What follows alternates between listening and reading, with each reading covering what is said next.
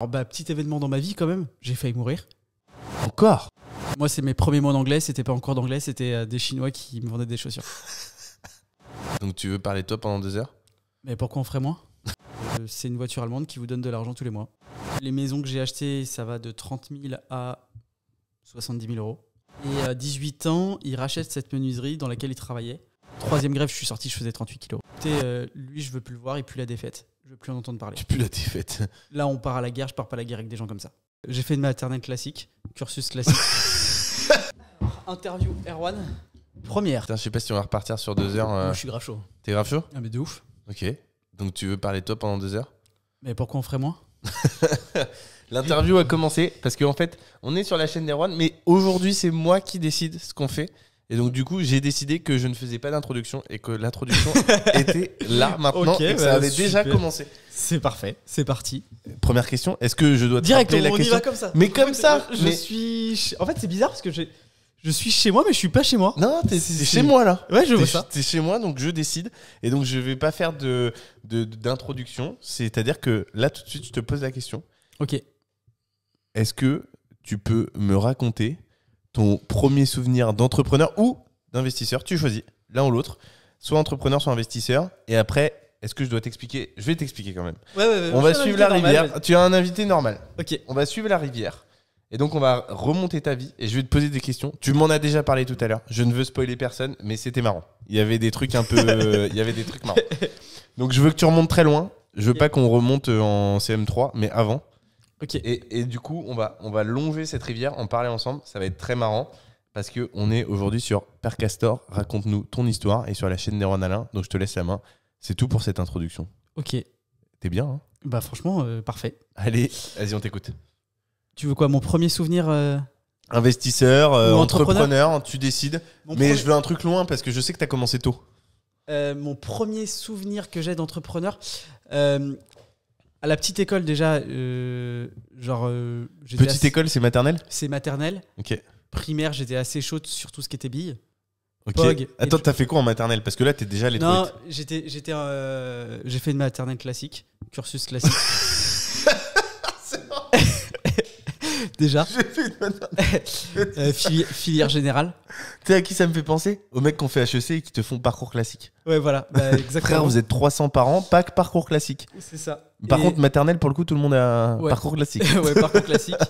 Et, T'as fait du business en maternelle? J'ai pas fait du. Si, je discutais, on vendait un peu avec mon frère des POG, des JoJo's, des billes. Attends. Des POG, c'est quoi? Les POG, c'est des petits trucs en carton, tu sais, tu tapais dessus, fallait les retourner. Non, je connais pas. Donc en fait, c'était pas. C'était l'équivalent des Touplé Blade dans les années 90. Ouais, quoi. c'est un peu ça. Ok. C'est un peu ça. Ma mère ne comprenait pas parce qu'elle nous en a jamais acheté et on en avait des cartons entiers à la maison. Et ça, c'est ma première association. Donc avec ton frère? Mon frère jumeau. Ton frère jumeau. Donc Il on est était plus grand que toi ou plus petit que toi? Jumeaux. Ouais, mais En âge, il y en a même un âge, qui est sorti avant, non? et ouais, il est plus grand, un tout petit peu plus grand. Ok, il a 3-4 secondes de plus, quoi. 3-4 secondes de plus. 15 minutes, je crois. 15 Donc minutes. ça, c'est mon premier micro-souvenir. Est-ce que ça change quelque chose d'être jumeau? Je suis désolé, mais du coup, vu qu'on est Ok. sur ma chaîne, je vais Ok. t'harceler de questions. Ok. Est-ce que ça change quelque chose d'être jumeau et d'être le deuxième ou pas? Ou tu penses que ça change rien dans la tête des deux jumeaux? Alors, ça change tout d'être jumeau. Je pense que ça change tout par rapport à une relation frère-sœur classique. Parce que t'as pas d'autres frères et sœurs, toi? Non. Ok. Après, le fait d'être premier, deuxième, ça change rien parce que je sais même pas si je suis sorti en premier ou en deuxième. Ah, Je tu sais, tu je dis sais, ça, mais en fait, tu sais pas Je qui est sais plus parce que je sais que celui qui sort en deuxième, c'est le plus jeune, etc. Et en fait, je sais jamais. Donc Ok. en fait, avoir un jumeau, ça change tout. Qui est le premier, ça change Le rien. seul truc, c'est qu'à la galette des rois, t'étais en dessous de la table, quoi. Toujours. Voilà, c'est ma vie. Du coup, à la maternelle, tu récupères des bouts de carton. Ouais, des bouts de carton, des JoJo, c'est des billes. Mais en fait, c'est plus une association parce qu'avec mon frère, on jouait ensemble, on en a gagné plein. Ok. Mais Voilà. comment t'as commencé la première fois? Parce que t'en avais pas. Je sais pas, j'ai dû en avoir 2 et puis Ok. on a transformé, tu vois. T'as un ami qui t'en a filé 2 et... Et voilà. Ok. Donc, et après, On est avait des- vraiment en train de discuter de la maternelle et là, Erwan Ouais. nous parle vraiment de souvenirs qui ont eu lieu il y a 33 ans. Donc C'est ça. il est probable qu'il y ait des choses qui soient écornées. Tout ne sera pas à garder dans ce qui C'est va vrai. être raconté sur la maternelle. Effectivement. Donc voilà, premier souvenir d'association un peu. Ok. Après, premier souvenir d'entrepreneur, je dirais c'est mon premier tableau Excel. J'étais en Ok. 6e. Ok. J'étais Donc en là, primaire, il s'est rien passé? Non, pas trop dans le business, si, mais c'était tout ce qui était POG, jeux de billes et tout ça. Beaucoup de foot. Donc pas forcément d'entrepreneuriat. Et mon premier souvenir d'entrepreneur, si en vrai, c'est en 6e. Ok, qu'est pas ça? On vendait, avec mon frère, on achetait des bonbons en gros. Et on les revendait un peu à l'école. Donc t'as acheté à la boulangerie? Non, j'avais un grossiste. non, il y avait un... Attends, c'est qui ce grossiste? Non, il y avait un espèce de magasin un peu déstockage et on les achetait. Donc t'étais où? T'étais dans quelle ville d'ailleurs à ce J'étais au moment-là? Pouilly- on habitait à Basse-sur-Mer. Ah ouais, mais en fait t'es un enfant de là-bas toi. Ah, je suis un pur produit, Je local. savais pas Ouais. que t'étais vraiment. T'avais toujours vécu là. T'as jamais déménagé avec tes darons? Non. Je suis arrivé, j'étais à Basse-sur-Mer, j'avais 2 ans, donc moi j'ai connu que ça. Avant t'étais où? À Angers. Ok, donc Donc, t'es angevin d'origine ouais. et comment on dit Bastien? Badien. Badien? Ouais. Ok, Badien tout court. Badien. Donc t'es devenu Badien à 2 ans et en 6e, donc à 10 ans, 11 ans, Ouais. t'allais acheter. Comment t'allais acheter ces bonbons? Parce qu'il te fallait une voiture, non? Ah bah non, on faisait tout en vélo, tu sais, Ok. c'est des villages. Hein. Ok. Donc ça, et surtout... Attends, tu gagnais combien avec ces bonbons? Je sais pas. Parce que là, tu vas trop vite, ça Non, m'intéresse. je peux pas te dire... non, je sais pas. Ça serait mentir, ça serait raconter une fausse histoire que de te dire j'ai un J'ai une montant. question à te poser. Est-ce que c'était en francs? Je crois, oui, oui, c'était en francs. Ok. C'était quoi, 2001, 2002 les francs? Ouais, c'est ça. Je suis né en 88, donc ouais, c'était en francs. C'était en francs. Ouais. Ok. Donc ça, et ensuite, avec mon frère, mon premier tableau Excel, on achetait des chaussures en Chine. On envoyait des Western Union. T'es un malade. Ouais. T'étais en 6e? Ouais, 6e ou 5e peut-être. Et T'as raison de le préciser, ça change tout. bah, il y a une année d'écart, hein, à cette Oui. époque, c'est quand même pas mal. Et on achetait des chaussures en Chine et on les revendait. Ok. Premier tableau Excel, c'est-à-dire quand c'était vendu, c'était en jaune. Et si c'était en stock, c'était en blanc. Et voilà. Et ça se vendait bien? Bah oui, parce que c'était des chaussures stylées, donc ouais, carrément. Et mais genre, enfin, tu sais pas exactement, mais vous avez gagné genre 300 balles ou c'est des milliers d'euros? Non, Genre non, c'était des petits montants. Et puis en plus, quand t'envoies des Western Union en Chine à des gens que tu connais pas, ça peut arriver que tu reçoives pas les choses. Donc voilà. Parce que Western Union, je crois que j'ai fait une fois, dis-moi si je me trompe, mais tu vas au PMU, Tu Ou à la vas, poste. tu vas à la poste ou tu vas au bureau de tabac. tu files du liquide Tu files du liquide, tu donnes un numéro à ton interlocuteur. et ils récupèrent en liquide Voilà. là-bas. Moi, c'est mes premiers mots d'anglais. C'était pas encore d'anglais, c'était des Chinois qui me vendaient des chaussures. Et qu'est-ce que t'en as pensé de cette première aventure entrepreneuriale qui commence du coup en 6e, véritablement? Bah, qu'avec 4 mots d'anglais, tu t'en sors. Déjà. Parce que I would like this item. Item, c'est le premier mot que j'ai appris. C'était magnifique. En fait, moi, ce qui m'a toujours intéressé, c'est de faire du commerce, en fait. Ok, Voilà. Acheter, revendre, je trouve ça trop cool. ok.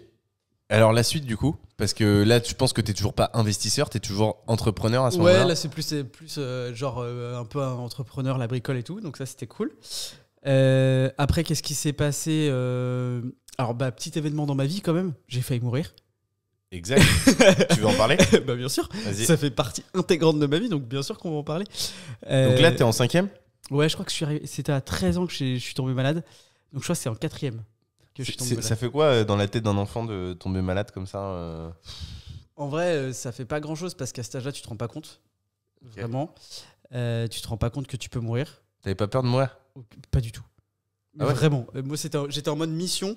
Genre, il faut régler ce truc-là et on passe à autre chose. Tu vois. C'était quoi ta maladie? Ça s'appelait une aplasie médulaire idiopathique. Ok. En gros, ça veut dire c'est quoi? un dysfonctionnement de la moelle osseuse. D'accord. Et ça veut dire qu'on sait pas d'où ça vient.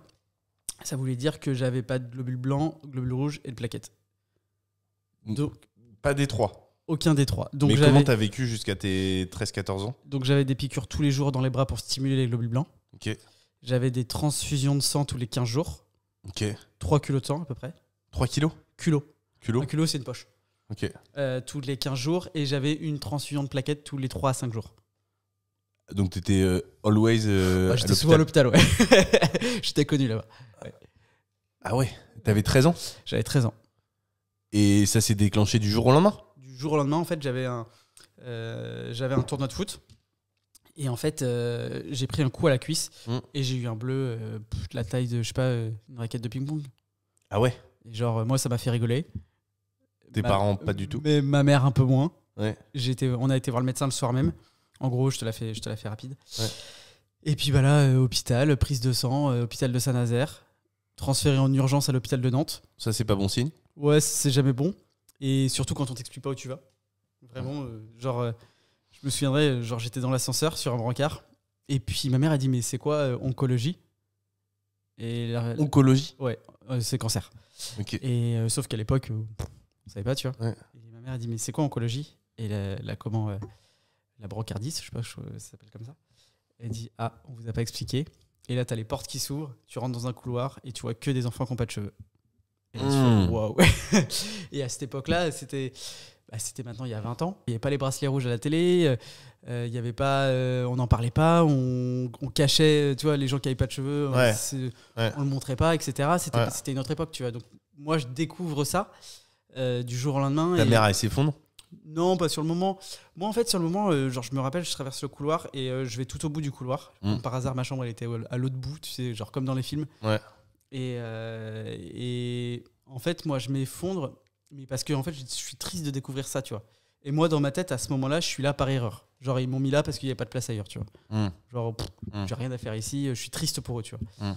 Mais genre, ça peut pas m'arriver, tu vois. Et donc voilà. Et là, T'es triste pour toi aussi, non? Non, parce que je pense vraiment que je suis là par hasard et que en fait, c'est une erreur, tu vois. Il n'y a pas de lit ailleurs et que je suis vraiment de passage et que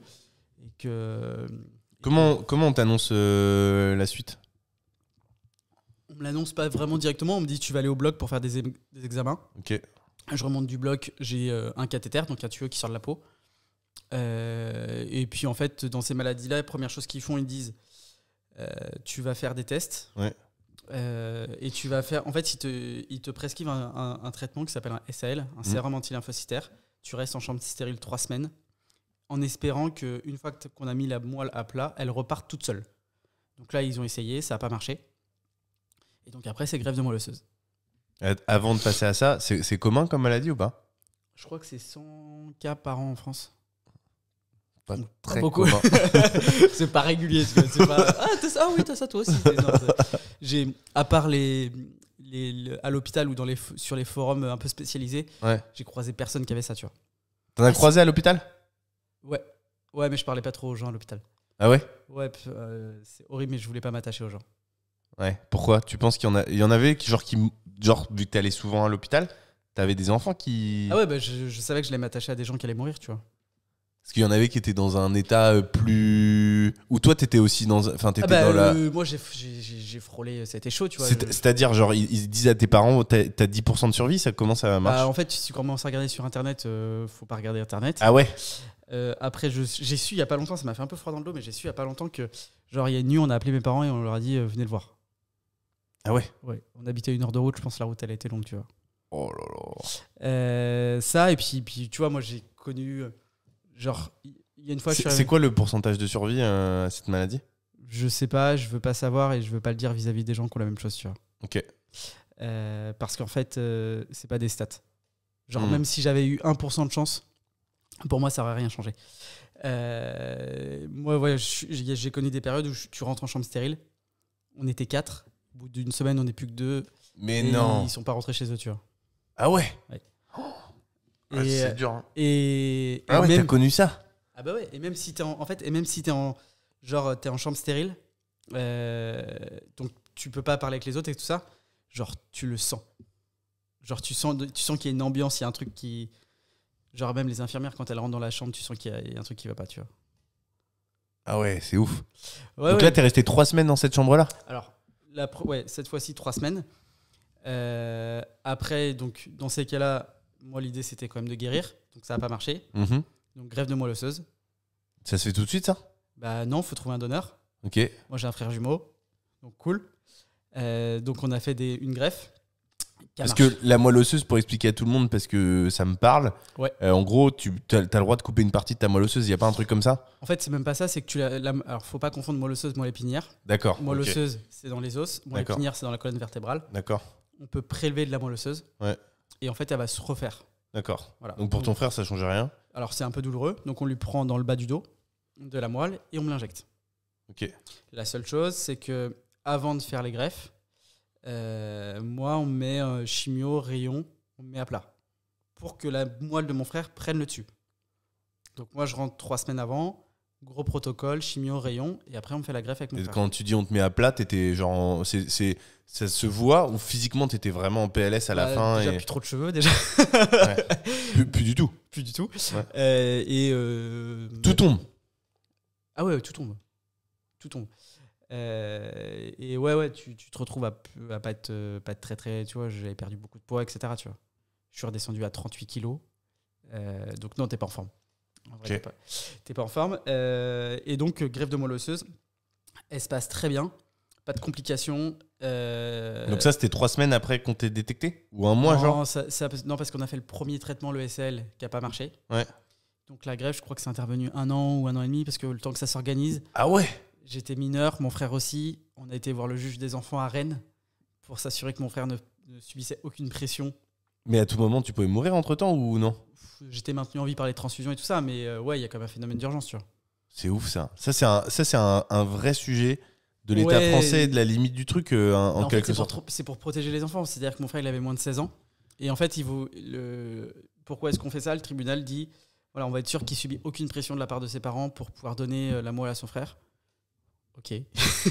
On peut en discuter. Non, mais en fait... Mon frère, il les a défoncés, c'était trop drôle. Il les a défoncés. De quoi, les juges? Ouais, bah, quand il a été là-bas, il a dit, mais qu'est-ce qu'on fait là, quoi? Ouais. Et je sais pas, on avait 14-15 ans, il a dit, mais qu'est-ce qu'on fait là? Vous vous rendez compte qu'on perd tous du temps? Ouais. Mon frère, il va peut-être mourir, et là, on est en train de s'assurer que je veux bien lui donner. Ouais. Bah, en fait, c'est un peu ça le sujet, c'est de se dire... Mais on protège aussi des enfants qui, peut-être dans une famille, etc., plus, tu vois. En fait... Il n'y a pas de bonne... Il y a pas, en vrai... Non, parce que si, là, si. Alors là, je suis pas trop d'accord avec toi. Parce que moi aussi, j'ai des maladies.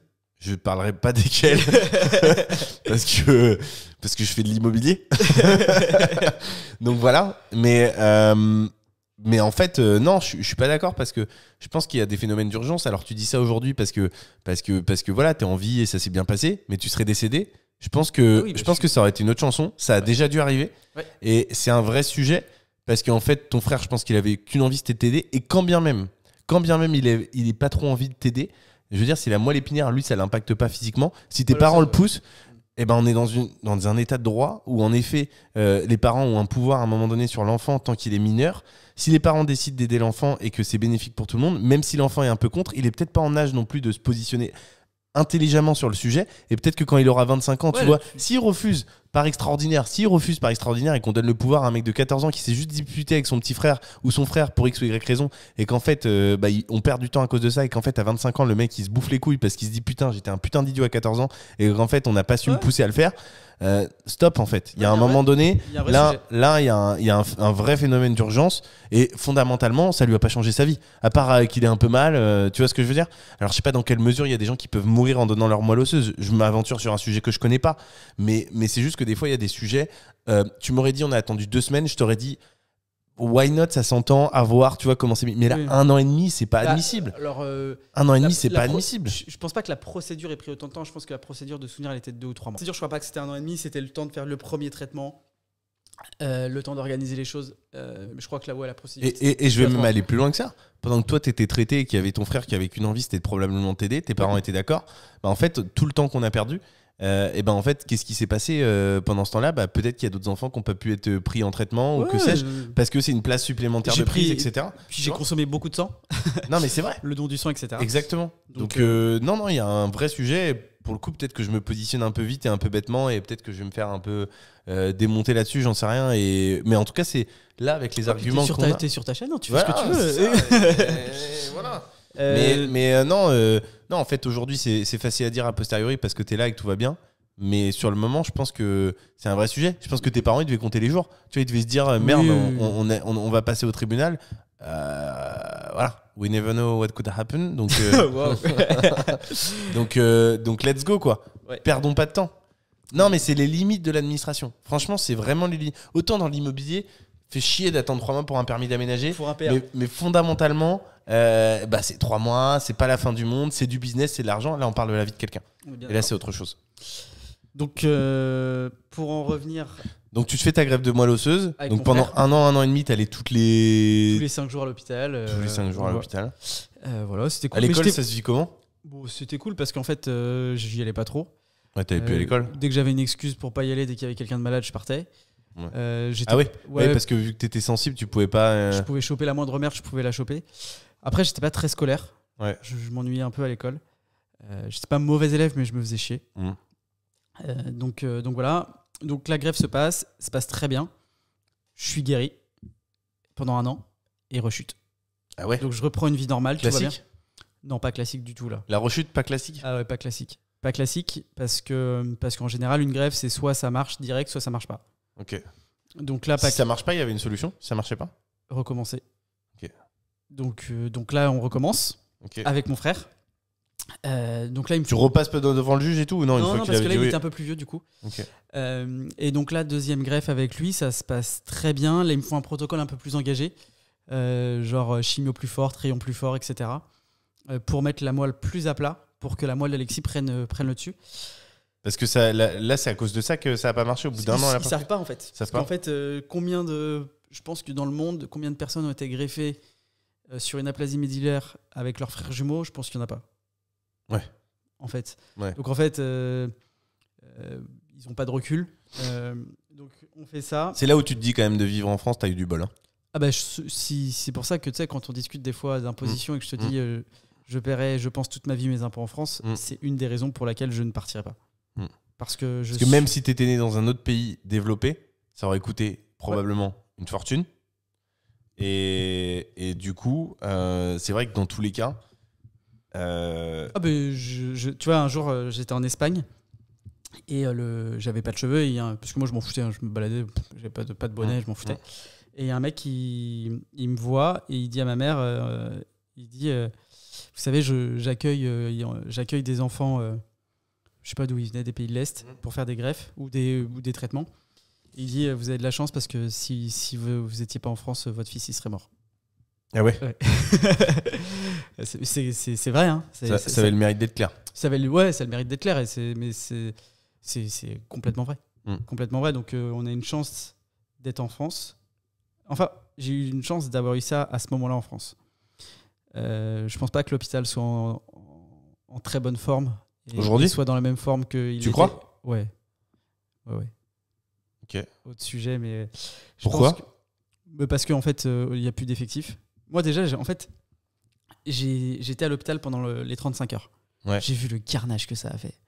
C'était un carnage. Les filles, elles savaient même plus comment faire leur planning. C'était ingérable pour elles.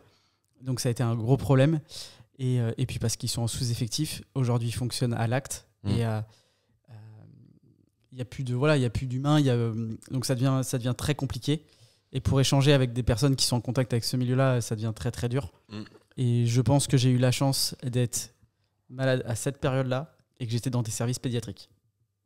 Parce qu'on s'occupe très très très très bien de nos enfants à l'hôpital. Voilà. Moi j'ai toujours dit, à l'hôpital on s'occupe bien de nos adultes et on s'occupe très très très bien de nos enfants. Voilà. Donc j'en étais où? T'en étais au fait que t'avais la deuxième fois où t'allais. Deuxième greffe, ça se passe un peu plus dur. Par contre, facile du coup d'être sur ma chaîne. Parce que du coup là, tu te dis, bah en fait, si j'ai un problème, je demande à Amaury et il répond à ma question. Et... C'est exact, c'est assez pratique, en fait, assez confort. Deuxième greffe, ça se passe bien. Au bout de 9 mois, rechute. Encore, donc là un peu plus chaud. Un peu plus chaud. Verdict des médecins. Nos 2 mois là, avec mon frère sont trop compatibles. Donc la maladie reprend le dessus, comme si c'était ma moelle. C'était comme la si même c'était moelle. une autogreffe en fait. Vu Comme que si c'est- je m'étais greffé ma moelle de quand j'étais en forme. D'accord. Donc là, on sait pas trop quoi faire. Trouver la moelle de quelqu'un d'autre, je suppose. Ouais, donc là, fichier. Et donc là, ça se complique un peu parce qu'on trouve pas de donneur. Et là, je crois qu'il se passe bien 2, 3, 4 ans, tu vois. Ah ouais. Donc c'est assez long. Donc là, t'avais 16 ans, 17 ans. Ouais, c'est ça. Et donc là, ça dure 4 ans. Ouais, parce qu'en fait, là, clairement, on me dit si tu fais une 3e greffe, c'est chaud. Donc, Ah ouais. on commence un peu à rester un peu en stand-by. Jusqu'au jour où on me dit écoute, là, Erwan, tu frôles ce qu'on appelle la myélodysplasie. Donc ça peut devenir une leucémie. Il dit là, ça commence à puer, là, il va falloir qu'on fasse une greffe. Donc là, on s'active un petit peu. Parce que 3 greffes de moelle épinière, c'est chaud. Bah, en fait, c'est chaud, c'est les traitements. C'est pas la moelle en tant que telle, on s'en fout en fait. Ouais. C'est tous les traitements en amont. La chimio, les rayons, c'est pas trop fun. Donc là. Quand tu dis c'est pas trop fun, tu peux raconter parce que c'est pas tous les 4 matins qu'on entend. Chimio, rayon, en fait, c'est très agressif pour le corps. La chimio, c'est de l'eau de javel qu'on te met dans le corps. Hein. Ça nettoie tout, ça brûle tout, ça filtre pas. C'est quoi? C'est des médicaments que tu prends? Non, c'est sous forme de perfusion. Et les rayons, on appelle ça des rayons, ça veut dire quoi? En fait, on te met dans une machine et on te passe des rayons X pour mettre à plat ton système immunitaire. Ok. Et moi, on m'avait fabriqué, pour pas abîmer trop mes poumons, on m'avait fabriqué un bouclier. C'est ce qu'ils font pour mes poumons, pour pas que mes poumons soient attaqués, pour pas que ça foute trop le bordel. Ça t'a abîmé ça? Ouais, bah, je pense, on verra dans quelques années, tu vois. Ok. On verra dans quelques années. Et en gros, on me dit voilà, on va essayer de te trouver un donneur. Et ce qui se passe, c'est qu'ils trouvent pas, donc ils se disent on va essayer de trouver du sang de cordon ombilical compatible. L'avantage du sang de cordon ombilical, c'est que c'est beaucoup plus malléable parce que comme les cellules sont toutes jeunes, elles peuvent s'adapter beaucoup plus facilement. Toi, tu as 24 ans, tes cellules, si tu les donnes à quelqu'un, elles sont marquées de 24 années de ta vie. Donc, faut une compatibilité 100% parfaite. Parce que tu n'as pas besoin que du sang de cordon, parce que comme c'est tout neuf, si elle doit s'adapter un peu, la cellule, elle peut le faire. Je schématise, mais en gros, c'est le principe. Et donc, on s'oriente sur ça. Donc là, je croise des médecins. Il y en a un que je refuse de voir parce qu'il me dit que je vais mourir. Il y en a un, il me dit, écoute, voilà, je pense que faire une 3e greffe, c'est trop dangereux. Ça je vais... Pardon de rebondir, mais comme je disais tout à l'heure, moi, j'ai connu un peu je connais des choses, pas à ce niveau-là, évidemment, mais de mon côté. C'est un vrai sujet, le choix du médecin. C'est-à-dire qu'il ne faut pas hésiter, si on n'a pas le bon feeling, etc. Ah, s'il ne sourit pas, déjà, il ne faut pas le prendre. Peut-être. Moi, j'ai vu ce médecin, il me dit, écoutez, heureusement, ma mère n'était pas là avec moi ce jour-là. Il me dit, écoutez, vous faites une 3e greffe. Clairement, je pense que vous n'allez pas vous en sortir. Non, mais c'est un vrai sujet. Moi, j'ai eu plusieurs fois des médecins qui m'ont dit des trucs. Il faut prendre avec parcimonie. C'est pas parce qu'ils sont médecins, c'est pas parce qu'ils ont le diplôme de médecin qu'il faut écouter corps et âme ce qu'ils disent. Je dis pas qu'il faut remettre en question ou quoi que ce soit, mais je dis juste que des fois, il faut prendre de la distance avec ça. Et moi, c'est ce qui s'est passé en l'occurrence pour mes yeux. Ça, je peux en parler parce que du coup, c'est connu. Enfin, c'est connu entre guillemets, c'est déclaré. Du coup, j'ai une opération aux yeux. Pour ce que j'avais, et donc là il y avait un sujet où je suis tombé sur un super médecin qui m'a accompagné, qui était spécialiste de la maladie, et du coup avec qui ça s'est hyper bien passé, qui connaissait parfaitement le sujet, qui était hyper rassurant, qui m'a dit écoutez, pas de problème monsieur Tardier, des gens comme vous j'en vois régulièrement, toute proportion gardée, c'est la plus commune des maladies rares, donc tu vois. Et en fait, il me dit, voilà comment ça va se passer, et on a des retours, on a un peu de retours, ça se passe bien, etc. Donc voilà, très bien. Et il faut être vigilant parce qu'il y a d'autres fois, il y a des médecins. Par exemple, moi, la maladie que j'ai pas le droit de me gratter les yeux. Et j'ai un médecin avec qui j'étais auparavant qui avait fait des tests avec des lentilles rigides qui permettaient en fait de bloquer ou de diminuer le développement de la maladie. Et en fait, quand je les retirais, je me grattais les yeux, mais pendant 5 minutes parce que c'était vraiment l'enfer pour moi. Et du coup, je me grattais les yeux. Il me disait, pas de problème, grattez-vous les yeux, ça vous fera du bien. Et tu vois, première chose où je vois un autre médecin, il me dit, ne vous grattez plus jamais les yeux. Et en sachant que ce médecin-là était vraiment spécialisé dans la maladie. Donc c'est important. Je pense que c'est pas comme si je devais faire l'analogie, je parlerais peut-être de constructeur de maison parce que c'est ce que je connais. Mais en fait, il faut pas aller voir un constructeur, il faut aller voir des constructeurs pour partager les avis, essayer de voir ce qui peut correspondre dans la mesure du possible et essayer de comprendre. Je pense que les médecins, c'est un peu pareil. Essayer de confronter des avis, c'est pas forcément une idiote. C'est pas parce qu'une personne a un diplôme de médecin et est médecin que sa parole vaut d'or et que du coup, les autres ne valent plus. Et donc, c'est bien aussi d'essayer de mettre en perspective toutes ces paroles-là. Ok. Voilà. C'est vrai, t'as raison. T'as raison. Donc moi, ce que j'ai fait, c'est que quand j'ai rencontré ce médecin, je lui ai dit d'accord, je suis sorti, j'ai croisé un autre médecin qui me suivait, je lui ai dit écoutez... Donc dans l'hôpital ? Ouais, c'est monsieur Motti, je me souviens. Je lui ai dit écoutez, celui que j'aimais bien, c'était Motti. Hein. L'autre, je me souviens pas.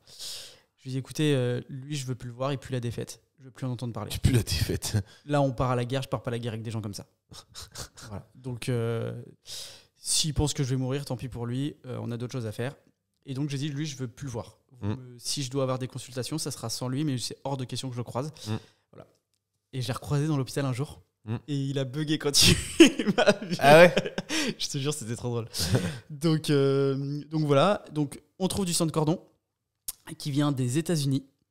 Et Ah ouais, c'est... Ouais. Ah, vous cherchiez dans le monde, en fait. Bah oui, c'est un fichier mondial. Et une semaine avant l'opération, ils me disent on a trouvé un deuxième sang de cordon qui vient d'Allemagne.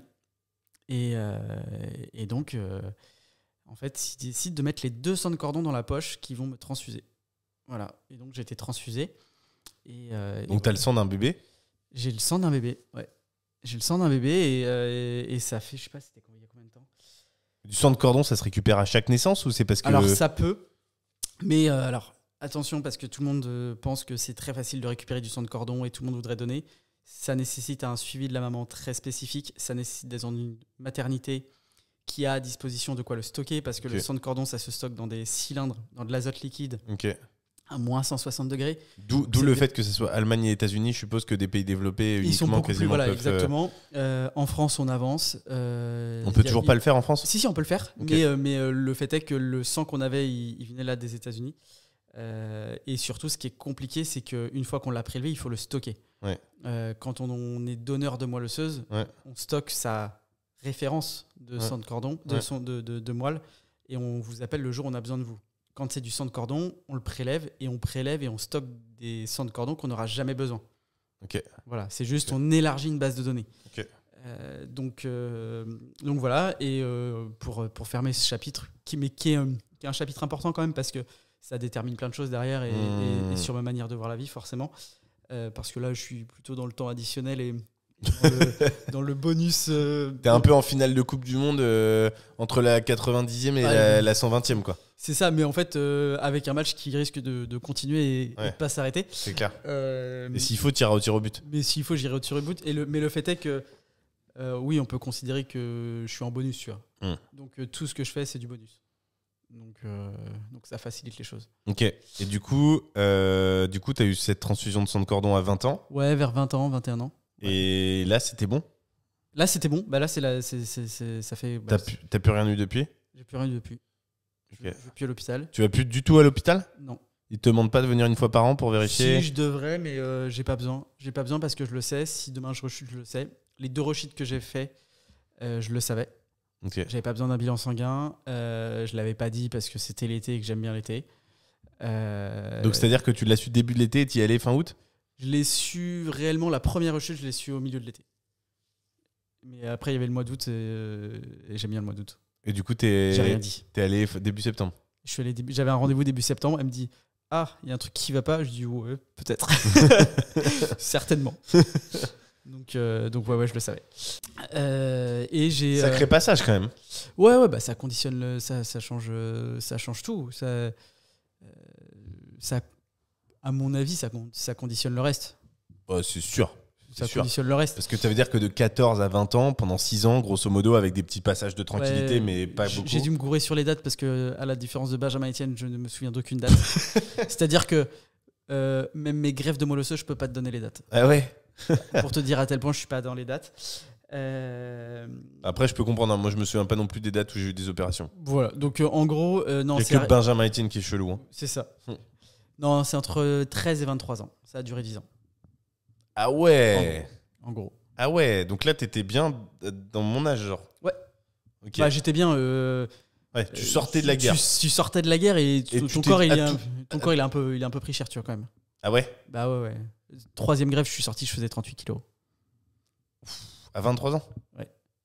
C'est pas lourd. Tu fais combien là? Je sais pas, je dois faire 60. Ah ouais. T'as des photos? Non, même pas. Ok. Même pas. Ok. 38 kilos, pas de cheveux, je suppose. 38 kilos, ouais, c'est pour donner un exemple. Genre, tu peux pas prendre de bain. Parce que, en fait, si tu t'assois dans une baignoire, ça te fait trop mal, tellement t'as pas de muscles sur les fesses. Ah ouais? Ouais.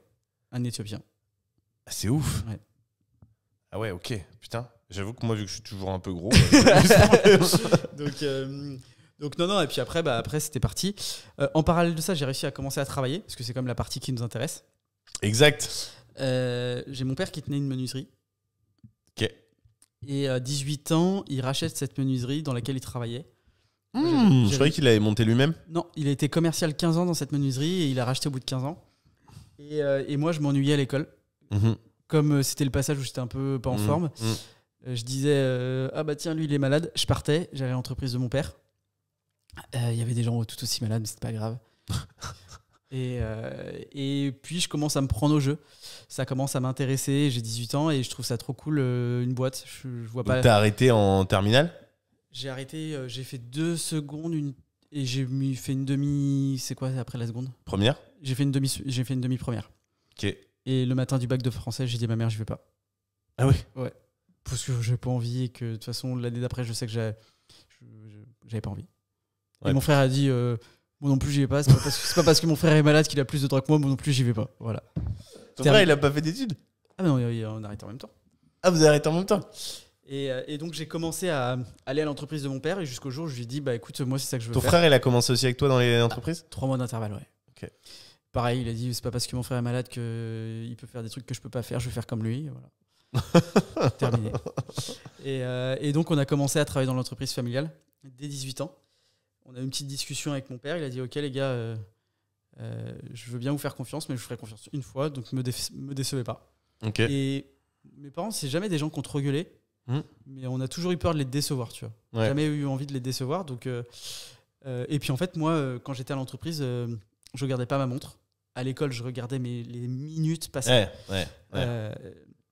Et donc, ça a commencé à me plaire et j'ai commencé à aller faire de la prospection avec des flyers jusqu'au jour où, en fait, il y a un flyer qui est revenu. Mon père, il me dit, bah, c'est ton travail, hein, tu te débrouilles, tu vas vendre. Hein. C'était pour du store. Et je dis d'accord. Il me dit, bah tiens, voilà l'argumentaire. Quand tu dis jusqu'au jour, t'avais passé une semaine? Ouais, j'ai passé 2 une mois. semaine. J'avais passé une semaine à distribuer des trucs. Et puis, je me souviens, c'était au Pouliguen. Et je reçois, il me dit, bah tiens, il y a eu un appel. Personne prospecte ici, il n'y a que toi. Donc c'est pour toi? Donc c'est pour toi, tu y vas, tu te débrouilles. Voilà le tarif. Voilà le catalogue. Voilà l'argumentaire. Si tu as des questions, tu me demandes. Donc j'ai été, je fais le rendez-vous. Je me retrouve en concurrence avec un concurrent qui faisait ça depuis 20 ans, qui était trop cool. Et le lendemain, je ramène le devis, je reviens avec le bon de commande signé, je dis tiens, il me dit ah, ok, cool. Et puis en parallèle de ça, je m'intéressais à tout ce qui était placard sur mesure. C'était bien à l'époque de vendre un store ou c'était une belle victoire ou non c'était... Si, un store ban, ça valait 3 000 € à l'époque. Okay. C'était pour l'époque, c'était okay. C'était vraiment cool, tu vois. Okay. Et en parallèle de ça, je m'intéressais à tout ce qui était placard sur mesure, dressing sur mesure. Et c'était une activité qui n'était pas du tout développée. Et le fournisseur m'aide, me forme. Et il y avait un logiciel avec. Et moi, j'adorais tout ce qui était informatique. Et genre, ça m'éclatait de dessiner des placards. J'avais jamais monté de ma vie, mais de les dessiner sur un ordi, ça m'éclatait. Et un jour, il y a un des commerciaux de mon père qui... Un des commerciaux, non? Un des commerciaux. Un des commerciaux? Un des commerciaux? Ouais. Il y a un commercial, mon père. Le mec qui veut rien lâcher. Quoi. Qui a un rendez-vous pour un placard. Et il me dit, bah tiens, comme tu sais servir le logiciel, viens avec moi, comme ça on regardera et tout. Ok, je vais avec lui. Et on fait le rendez-vous. Et puis il me dit, bah si tu peux m'aider, tu dessines le truc et tout. Donc je lui dessine, je lui fais le truc. Et on devait ramener le devis à la cliente. Et une demi-heure avant, il me dit, Aaron, je peux pas y aller, vas-y tout seul. Je peux pas, j'ai un empêchement et tout, vas-y tout seul. A posteriori, c'était vrai ou c'était juste pour te challenger? Je sais pas, je lui demande. Okay. Je demanderai à Fabien de ça. Okay. Mais non, je pense que c'était vrai. Et il est toujours là dans la boîte? Ouais. Et j'ai vu hier sur LinkedIn, il a fêté ses 17 ans dans la boîte. Donc, félicitations, c'est trop cool. Et bravo Fabien. Et en gros, c'était un devis à l'époque à 6 500 €. Donc il y a 17 ans. Okay. Pour un placard, parce qu'en fait, on est arrivé en même temps que Fabien, à 3 mois d'intervalle. Et c'était un devis à 6 500 €. J'y vais, je fais le rendez-vous, je reviens avec le bon de commande. Je donne ça à mon père, je dis tiens, bah maintenant faut le faire.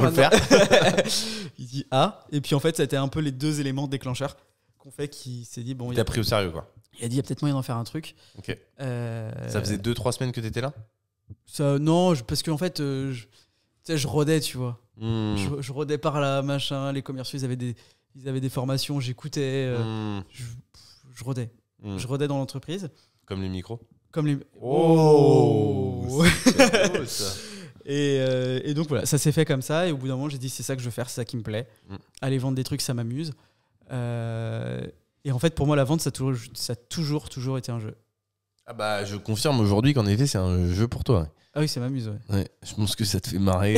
C'est bien, hein. Parce que c'est pas si simple que ça, mais toi, tu te marres, toi. C'est un jeu d'échecs. Tout est là pour la rigolade. Oui. Donc voilà comment elle commence. Donc là, t'as 23 ans. Non, là j'ai 18 ans quand je te raconte cette histoire. Ah, t'as 18 ans, on a fait un petit retour en arrière, exact. J'ai 18 ans et j'ai vraiment, quand je vais vendre des placards et des fenêtres chez des clients, j'ai vraiment une tête de quelqu'un qui a 14 ans. Ouais. Donc en fait, c'est trop bien parce que ça montre que genre, je suis pas un Calimero à me dire oh, c'est injuste, les gens, j'ai une tête de 14 ans, les gens ils me prennent pas au sérieux. Je me dis non, qu'est-ce que je peux faire pour être meilleur que les autres? Parce qu'en fait, quand tu es dans le bâtiment et que tu es face à des mecs qui sont là depuis 20 ans, comme quand tu es une femme d'ailleurs, soit tu dis oh là là, c'est trop injuste, j'ai une tête de prépubère et les gens me prennent pas au sérieux, soit tu te dis ok, faut que compétence égale, ça suffira pas. Donc il faut que je fasse plus, il faut que je travaille plus, que je fasse mieux. Et donc c'est trop bien parce que ça m'oblige à être meilleur. Tu vois, et surtout, ça m'éclate, ça m'amuse. Mais comme quoi tout forme une personnalité aussi, tu vois. Parce que moi, à l'inverse de toi, j'ai toujours fait plus âgé. Ouais. Et du coup, peut-être que ça a été une facilité en quelque sorte. Et des fois, ça me fait me reposer sur certaines choses, sur certains acquis. Et du coup, non, mais c'est marrant de se dire que, en fait, là où quelque chose constitue une opportunité à un moment donné, parce que tu as l'impression d'eux, eh ben, en fait, ça rend une personne peut-être plus faible, alors que ce qui constitue du coup une difficulté rend une personne plus forte, si tant est qu'elle souhaite se battre, parce que sinon, ça peut la rendre encore plus faible. Mais sinon, c'est un risque. Moi, c'est un risque que j'appelle le risque d'être un éternel espoir. Tu vois, ouais. C'est-à-dire que à un moment donné, le fait d'être jeune, ça va passer, tu vois. Donc, il faut réussir à saisir cette balle au bon, en profiter, la transformer en quelque chose, parce qu'en fait, cette opportunité, elle va être valable aller jusqu'à 26, 27, 28 ans, et après, ça faut appuyer sur d'autres leviers. Et il faut pas être un éternel espoir. C'est clair. Je vois très bien ce que tu veux dire. C'est clair. Je suis encore en espoir ou ça va Ça va, il te reste 2 ans. Non, mais est-ce que dans le business, je suis encore en espoir ou j'ai réussi à passer les étapes? Non, ça y est, tu commences à passer. Ça va? Ouais, okay. ça y est. C'est bon, ça va le faire? Ça va le faire, on devrait être pas mal. Ok, ça va. Ok, donc du coup... Je commence à travailler, je vends des fenêtres, je vends des dressings sur mesure principalement. Ok. J'en fais vraiment mon... T'en vends bien? Ouais. T'étais chaud comme en IMO ou on y vient après, mais t'étais chaud ou t'étais dans la moyenne, t'étais quoi? Je sais pas parce qu'il n'y avait pas trop de concurrence sur ce genre de produit. Mais en gros, vous étiez quoi? Non, vous étiez 5 ou 10 commerciaux, je suppose, un truc comme ça? Non, parce que chez le fournisseur... T'étais meilleur qu'Alexis ou pas? Non, on était totalement différents. Alex, on travaille totalement différemment. Ok. Et non, il est pas mal. Donc non, j'étais bon. J'étais pas excellent. Tu te distinguais pas forcément, tu te mêlais dans la moyenne. Ouais, ça allait. Okay. Ça allait. Franchement, ça allait. Ok. T'as fait ça combien de temps? J'ai fait ça 8 ans. Donc jusqu'à tes 25 ans. Et en parallèle, j'ai quand même investi en immobilier. T'avais déjà commencé? J'ai acheté ma résidence principale à 21 ans, ma première. C'est-à-dire que j'étais éduqué... Mon frère était pareil, mon frère a acheté sa RP à 19. À Bas-sur-Mer? Lui, le Pouliguen, moi, c'était à Saint-Marc. Saint-Marc? C'est où? Saint-Marc-sur-Mer, c'est à Saint-Nazaire. D'accord. Et en fait, j'ai fait une RP. Et moi, dès 18 ans, je regardais pas les annonces pour les voitures, je regardais les annonces pour les apparts ou les maisons. T'as commencé à vouloir investir à quel âge? 18, en gros, t'as pu investir à... Non, à 21, à 18, t'as pu... Okay. Ouais, j'ai investi à 21, mais je commençais à regarder parce que toi, on devenait adulte à 21 ans à ton époque. Non, je charrie. J'ai dit on devenait adulte à 21 ans. C'est le droit de vote, ouais, c'était... ok, donc 18 et à 21 t'achètes. Ouais. T'achètes quoi? Combien? J'achète à l'époque c'est un garage. Je le transforme en loft. Des terres. Et stylé? Ouais. Okay.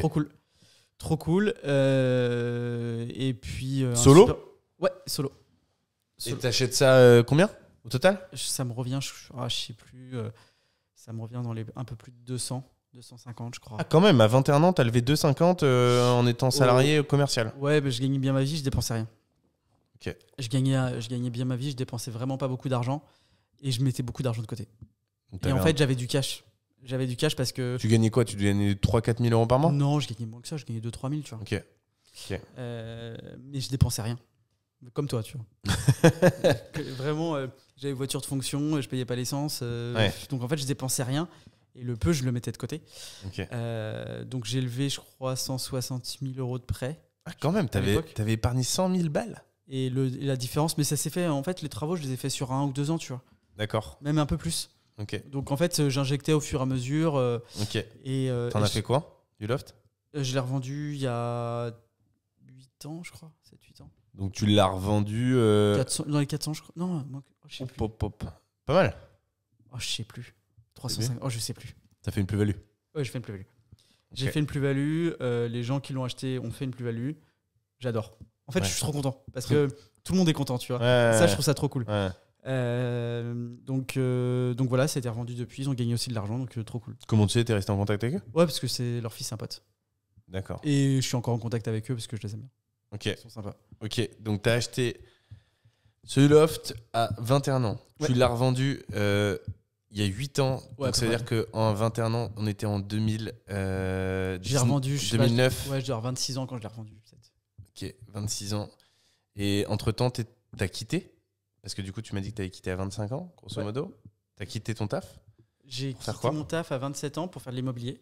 T'avais investi ou t'as fait que de la RP pendant... de la RP. Donc jusqu'à 26 ans. Si on a fait des conneries, on avait investi en société, en SCI. On a fait des conneries, SCI à l'IR. Avec qui? Avec mon frère et mon père.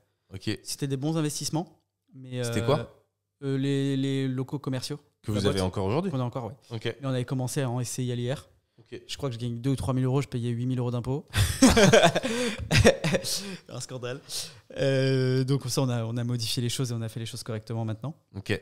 Donc voilà. Et puis après, je suis arrivé dans l'immobilier un peu par hasard. Donc alors attends, parce qu'on va très vite. Les locaux commerciaux, t'en as acheté combien? Bah en fait, moi je suis dans la SCI, donc Vous avez levé combien au total? je sais pas grand chose. Il y a, je sais pas. J'ai même pas les chiffres ça. Tu sais pas ou tu veux pas me dire? Je sais pas. Quel mytho. Ok, donc on va dire que tu as levé 500 000 à 3, en gros. Ouais. Vous avez acheté des locaux commerciaux. Ok. Et ça, vous louez et vous en avez racheté d'autres depuis ou pas? Ouais, au fur et à mesure, mais qui correspondent au Vous en avez développement de l'entreprise. Combien là des locaux commerciaux? Maintenant, il y en a 3. Mais des gros. Non, pas que. Non, il y a des magasins et l'usine. Donc, Ok. Donc, ok, ton père rachète l'usine, toi tu investis dans l'immobilier, tu travailles dans cette usine et là tu te dis, vous commencez à investir ensemble, tu as fait en habitation que ta résidence principale. Et en fait, ton frère aussi, par curiosité, ou il avait déjà fait d'autres trucs? Non, mon frère, pareil, RP plus les investissements.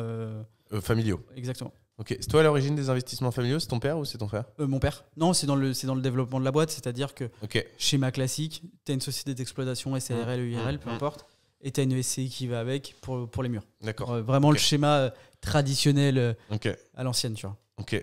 Mais le polo crocodile, quoi. Non, je pars loin. Ok, c'était une référence à une musique si quelqu'un a. Ok, et donc du coup, putain, t'as vu, je pose beaucoup de questions quand je suis tout seul. Hein. C'est fou, hein. Ouais, j'aime bien. Ouais. Je pense que je vais me mettre à faire ça tout seul. Voilà. Non, j'aime bien quand t'es en soutien quand même, parce que tout seul, c'est vrai qu'il faut se concentrer. Ouais. Et comme tu dis, des fois je lâche un peu, donc je suis content de lâcher des fois de temps en temps et que tu pas le relais. Ok, donc là, 26 ans, tu commences à. Enfin, je le sais, sauf si tu m'as pas tout dit dans ta vie, mais sinon tu arrives dans l'immobilier. Alors attends, j'ai 34 ans. Non, j'arrive plutôt 28. Tu fais quoi pendant 2 ans? Non, mais en fait, je pense que je suis resté chez mon père jusqu'à 28 en fait. Hein. Donc t'es resté 10 Ouais, ans. parce que franchement, en date et tout, je suis nul. Ouais. Vraiment. C'est un peu cata. Hein. Ah ouais, c'est une Si catastrophe. je puis me permettre, c'est Ah cata. ouais. Ok, comment t'arrives dans l'IMO? Par hasard. Jamais de hasard. Complètement par hasard. Ma cousine est dans une société qui fait de l'immobilier. La même, celle que tu rejoins? Celle qui? Celle que tu vas rejoindre ou non? Oui, bien sûr. Ok. Et elle me dit, ça serait pas mal que tu vois mon patron. Ok. Je pense que je vais parler de toi, je te vois bien dans l'immobilier. Je dis, ouais. Tu te voyais pas? J'avais pas d'avis. Toi, mais... t'étais bien dans ta vie, Ouais, t'avais et ton puis- taf. Là, j'étais en train de partir de l'entreprise familiale parce que j'avais envie de voir autre chose. Ok. Il a pas Donc, pris mal ton père? Non, pas du tout. Bon, non. Tant que j'ai des parents tant qu'on est heureux, le reste. Ton frère, il était encore? Ouais. Ok. Ouais, il était encore. La question, Ouais, c'est t'arrives dans en fait, l'agence. Je débat. En fait, moi, je suis quelqu'un qui fonctionne, mais purement en mode projet. Ok. J'ai pas de plan de carrière. J'ai pas de target spécial. J'ai pas de. Moi, c'est un projet. T'es là à l'opportunité. Ouais, on parle d'un projet, ça me parle. J'y vais.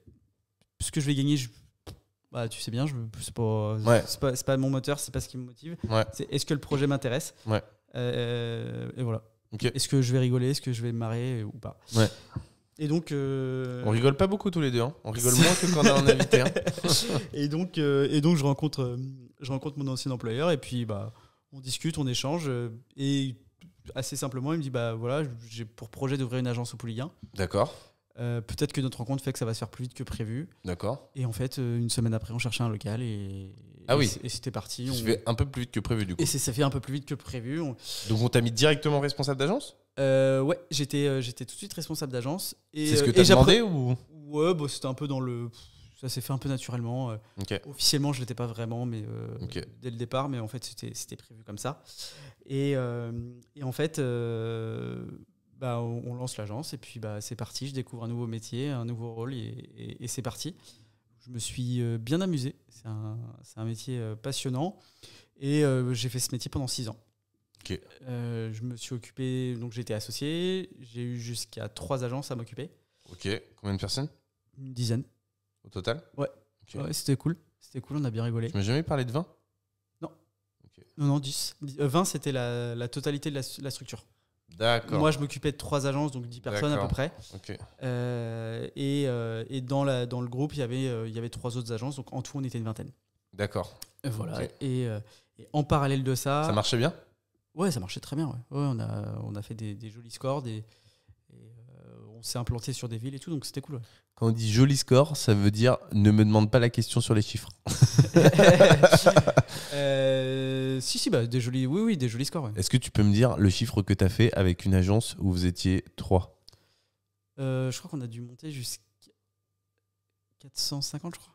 Ok. 550, tu m'as dit. 530. Non, je crois que c'est 500. Je crois qu'on est monté jusqu'à 530. À 3 personnes. À 3 négo et demi, ouais. Ouais, c'est ça. Et une assistante. Surtout ne jamais sous-estimer le rôle d'une assistante dans une agence. Ouais. Ça a changé beaucoup de choses selon toi? Une très bonne assistante, ça change la vie, ouais. Ok. Ouais. Okay. Et que ça soit à titre collectif et individuel, j'aurais jamais fait ça avec pas une vraie relation avec une assistante, tu vois. Ouais, c'est ce qui a fait la différence. Entre autres. C'est plein de petits... En fait, c'est l'accumulation de choses, évidemment. C'est l'accumulation de plein de petits détails. Celui-ci en est assez important, ouais. T'étais agent IMO, toi? Ouais. T'as bien marché? Ça veut dire combien? Je crois que les plus belles années, j'ai dû faire 220 ou 230, ouais. Hors taxe? Ouais. Ok, c'est pas mal. C'est pas mal. Ça fait partie des bons résultats. C'est moins bien que Julien, par contre. Oui, mais Julien il est sympa et il est chauve. Du coup, il va plus vite, il prend l'air et... Toi aussi, t'étais chauve à un moment. Non, c'est une blague déplacée. C'est une blague très déplacée. Je l'aime bien. Alors moi, il faut savoir qu'on peut rigoler de tout. Et les meilleures vannes, c'était sur ça. Ok. Une des vannes qu'on adore avec mon frère, c'est quand les gens ils disaient « Ah, c'est bizarre, il y en a un qui fait plus jeune que l'autre. Et genre, tu regardes la personne et tu dis « Oui, ça c'est la chimio. » Celle-ci, elle est fracassante. Elle est fracassante. Elle est magnifique. Ouais, moi je suis un peu challengeant sur ces trucs-là, ça me fait marrer. Ah ouais, je me dis après tout, il faut. Ça sert à, enfin, après, je sais qu'il y a des personnes avec qui il faut éviter, mais. Après, moi, c'est un truc que, genre, je suis contre qu'on arrête de se moquer de tout le monde. Ouais. Moi, j'adore me moquer. T'es carrément contre. C'est-à-dire, tu te positionnes, je suis contre. Mais j'entends. Hein. Ah, moi, je veux qu'on se moque de tout le monde. Je trouve que d'arrêter de se moquer des gens, c'est une connerie. Ah, c'est vrai que quand tu regardes certains sketchs, par exemple, je vais te donner le nom d'un sketch, et je cite un sketch, hein. Attention, parce que je m'aventure sur des idées un peu... T'as un sketch de Bigard qui s'appelle, qu'on m'a montré la semaine dernière, qu'on m'avait déjà montré mais que j'avais oublié, qui s'appelle Le lâcher de salope. Oui. Aujourd'hui, tu ne pourrais plus le faire. C'est impossible. Ou ce serait compliqué, et il faut reconnaître que c'est marrant. Je veux dire, il n'y a pas de méchanceté derrière, on rigole, etc. C'était une autre époque. Est-ce que c'est empêchant aujourd'hui de regarder? Non, parce que ça vient de cette époque-là. Oui, est-ce que si on le faisait aujourd'hui, ça serait empêchant? Probablement, et c'est dommage. Ça a des points négatifs et positifs. Là, je fais un peu de politique, mais dans l'idée, je trouve que voilà, c'était une époque et je pense qu'il y a des bienfaits à plein de choses, mais il y a aussi des choses qu'on a un peu perdues et parfois, c'est pas forcément une bonne chose de perdre ces choses-là, même si au global, je pense que ça peut quand même faire du bien à la société. Moi, je trouve que si on veut respecter tout le monde, il faut se moquer de tout le monde. Probablement, je pense qu'il faut réfléchir à cette phrase, mais... Et clairement, moi, j'ai adoré que... Genre, moi, mes potes, quand je revenais de chimio, tu sais, quand tu reviens de chimio, tes cheveux, ils sont un peu souples. Ouais. Et genre, tu frises. Ouais. Mes potes, ils m'appelaient le mouton, tu vois. En vrai, c'est drôle. Ouais. Et je pense qu'aujourd'hui, tu peux plus trop faire ça, tu vois. Ouais. Et je trouve ça trop dommage. Ouais. Bah, on va rétablir ça avec ce podcast. Hein. Grave. On se moque de tout le monde. Et en vrai, moi, je suis pour qu'on se moque de tout le monde. Ouais. Avec mon frère, quand on était petit, bah, comme mon physique l'indique, on n'était pas très grand. Ouais. On nous appelait les nains ou les pins. Bon, bah, ça nous a pas tués, tu vois. Ouais, bien sûr. Aujourd'hui, tu peux plus trop faire ça, tu vois. Je trouve ça trop dommage. Ouais, c'est clair. Bah, d'ailleurs, j'ai un pote qui est humoriste. Ah, pardon. Et il est petit. Et du coup, il faisait une blague là-dessus en disant faut qu'on arrête de m'appeler le nain parce que je suis pas un nain. Un nain, c'est une maladie. C'est une personne de petite taille. Et en vrai, il a pas tort, tu vois. Après, c'est marrant et du coup, il fait des vannes là-dessus. Mais il peut se le permettre. Je pense que les nains, ça va encore. C'est pas un sujet hyper touchy. Oui, mais il faut être nain pour le faire. Faut presque être nain pour le faire. Tu vois, moi je peux le faire parce que je suis petit, donc je suis à l'aise de dire quand j'étais petit, on me disait ça me faisait rire. Je pourrais pas la faire avec autre chose, tu vois. Ouais. Tu pourrais pas dire non, dis-le pas. Blague sur les gros, quoi. mais en vrai, je trouve ça dommage. Moi, je trouve que ce nivellement est... Si tu me dis nivellement par le bas, tu vas me faire rigoler parce que ce matin, j'étais avec un aménageur foncier. Il m'a parlé toute la matinée, celui qu'on va interviewer. Du nivellement par le bas. Nivellement par le bas. Alors, tu l'écoutais, il te faisait nivellement par le bas aujourd'hui. C'est un peu la limite des fois de certaines personnes âgées, c'est qu'ils vont être peut-être à l'extrême sur ces sujets-là, mais il a peut-être pas tort sur certaines choses. Oui, mais alors on pousse un peu le débat un peu loin, mais relation homme-femme par exemple, je suis totalement pour l'égalité des sexes, mais à 1000% et de manière sans discussion possible. Et d'ailleurs, j'ai fait que des métiers où il n'y avait aucune différence de salaire entre les hommes et les femmes, parce que le métier de commercial, c'est un métier où on gagne exclusivement au pourcentage. Donc, il n'y a pas plus égalitaire comme métier. Donc, Mais par contre, je suis contre de faire croire à notre génération, à la génération qui arrive, qu'un homme et une femme, c'est pareil. En fait, c'est là où je suis un peu vieux, tu vois. C'est que, oui, pour l'égalité, non pour faire croire que c'est la même chose. Parce que un homme, c'est différent d'une femme, une femme, c'est différent d'un homme, et je ne veux pas qu'on fasse croire que c'est pas vrai, tu vois. C'est la seule limite que j'ai. Okay. Et c'est valable pour... En fait, c'est cette espèce de nivellement, quoi qu'il arrive, et que tout le monde est pareil. En fait, je trouve que c'est un peu de la connerie, tu vois. Et moi, j'aime les singularités. J'aime les gens pour leurs défauts, j'aime les gens pour leurs petits détails qui... Voilà. Et je n'aime pas la masse. Je n'aime pas les masses. Et je n'aime pas... Et en fait... à vouloir ne plus ressortir de singularité, on crée des masses et les gens n'existent plus à titre individuel. Et je trouve ça très dommage. C'est pas mal dit, hein. J'ai envie de chialer. Ouais. Il y a encore des petites choses à améliorer, mais on est pas mal. Ça fera un TikTok. Ouais, en fait, tu fais ça pour les TikTok. Bien sûr. Ouais. Salaud. Ok. Donc, du coup, tu arrives dans cette agence. Tu performes. Ouais, ça se passe bien. Ça se passe bien. Tu fais ça pendant 6 ans. Ouais. Ok. Du coup, sur le secteur de la Baule, le Croisic, le Pouliguen, plutôt un endroit sympa pour taffer, je suppose. Il y a la mer. Il y a la mer, voilà. Pour moi, c'est important. Voilà. En parallèle, tu continues à investir. C'est ça qui va nous intéresser. Je commence à investir. Donc du coup, tu vis au bord de l'eau. Ça, c'est parce que c'est un choix et que c'est viscéral pour moi. L'eau, la mer, c'est trop important. Tu kiffes.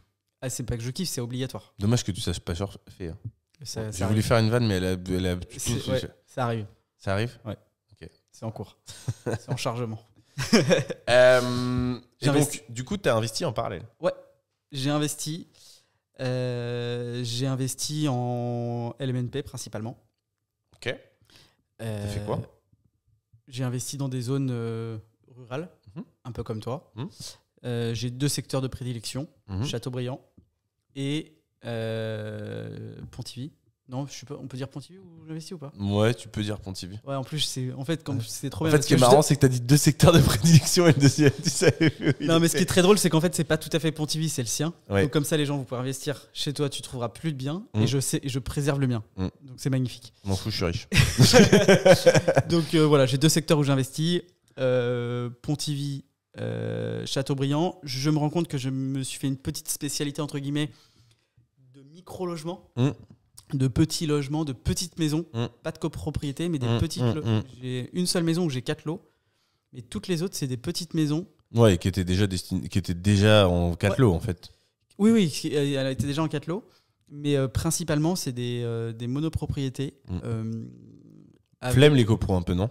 flemme les copros, pas de charge. Ouais.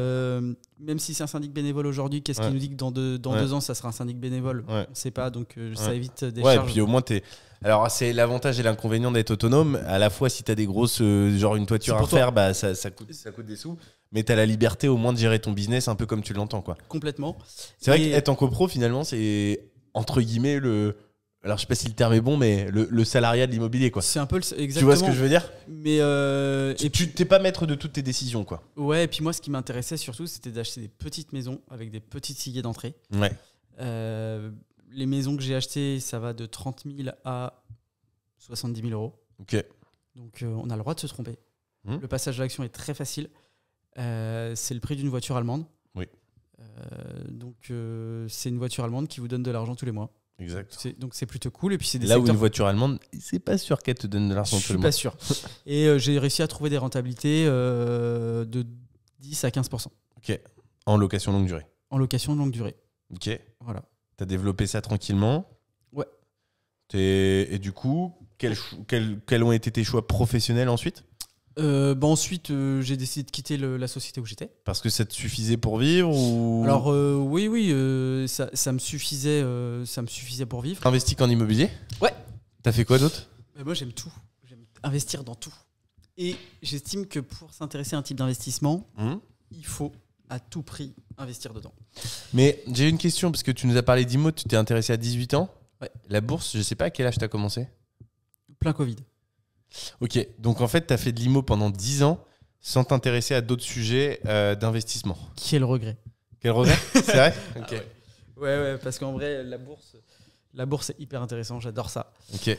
En fait, moi, et ça c'est un conseil que je donne, si vous voulez vous intéresser à un investissement, investissez dedans. Ouais. Même 10 euros, 20 euros. Parce qu'en fait, vous ne vous intéresserez pas à un investissement si vous n'avez pas mis d'argent. Je suis d'accord. Peu importe la somme.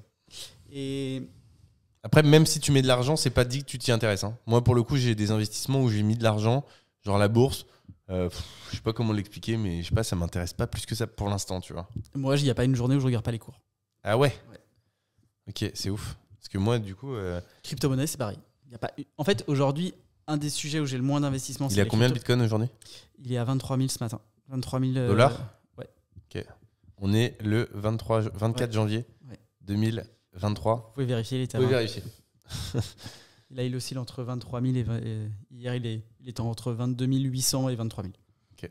Et aujourd'hui, il est à 23 000. Ok. Voilà. ok, j'avoue. Et l'Ether est au-dessus des 1600. C'est bas? Bon, c'est reparti. Ouais, là, le Bitcoin a pris 34% sur les 2 dernières semaines.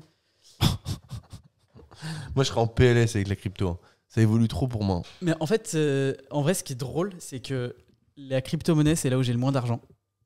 Et c'est ce qui m'apporte le plus d'attention et le plus d'intérêt. C'est drôle. Ouais. Mais parce que je trouve ça trop intéressant. Je trouve ça trop marrant. Bah, et puis parce que tu dis que potentiellement, c'est là où tu peux avoir un multiple des plus importants. Et c'est là où tu vas avoir l'évolution la plus importante. Clairement. 34% sur Total, ça, sur 2 mois, ça n'existe pas, sauf après la crise de... Après le Covid. Voilà, en gros. Sinon, ça, sur 100 ans, c'est arrivé 2 fois, genre. Oui. Ouais. Donc, non, moi, j'aime tous les types d'investissements. T'as quoi? T'as immobilier? Ouais. Crypto? Ouais. Bourse? Ouais. Montre? Un peu. Plaisir. Oui, mais alors, je me suis fait happer par les montres. Je suis une victime. Les montres, je suis une victime. Et j'en ai pas tant que ça. Mais à la base, je regardais les montres. 12 montres, c'est beaucoup. Hein. Non, c'est pas vrai, j'en ai qu'une. J'ai qu'une très belle montre. Mais en fait, je me suis fait complètement happer par les montres. Ah ouais? Ouais, parce qu'en fait, je regardais à la base pour investir et voir si c'était intéressant comme investissement. C'est celle que t'as au poignet, là? Ouais. Ok. Et en fait, je me suis fait complètement absorbé par la marque. Ouais. J'ai voulu découvrir l'histoire et tout ça. J'ai été complètement passionné par ce truc-là. Ouais. Comme je suis un mec qui fait les choses à moitié, bah, au bout de 3 semaines, j'en voulais une.